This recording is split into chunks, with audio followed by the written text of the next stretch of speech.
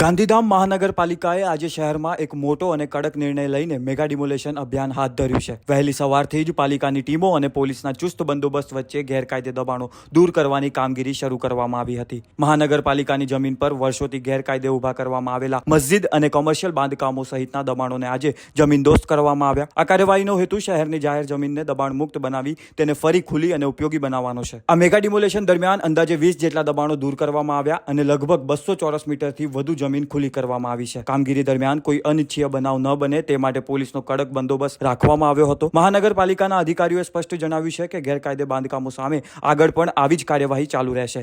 શહેરને સ્વચ્છ, વ્યવસ્થિત અને કાયદેસર બનાવવાની દિશામાં આ પગલું એક મહત્વपूर्ण पहल तरीके જોવામાં આવી રહ્યું છે. गांधीधाम नगर निगम द्वारा शहर को एनक्रोचमेंट मुक्त करने का संकल्प किया है और इस दिशा में हम काम कर रहे हैं.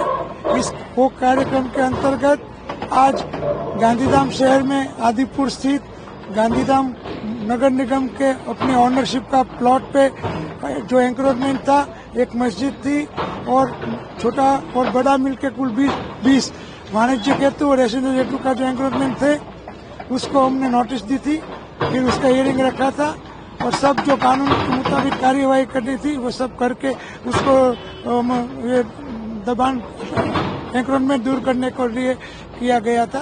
कल उसकी जो हमारा जो टाइम लिमिट था वो कल खत्म हो रहा था, तो उससे पहले ही उस लोगों ने स्वैच्छिक रीते अपने आप जो एंक्रोचमेंट किया था उसे हटाने की शुरुआत की गई थी.